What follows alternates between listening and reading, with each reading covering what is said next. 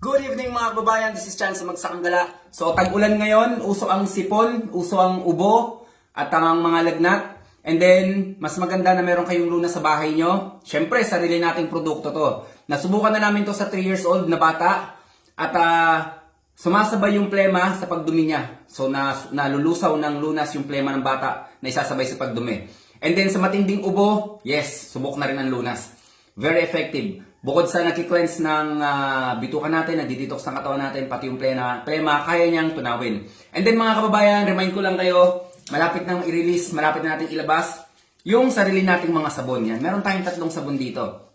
Ito yung gluta natin. Yan. Kaya kung pansin nyo, talagang kumikinis yung balat natin. Hindi, effective. Very effective. Grabe.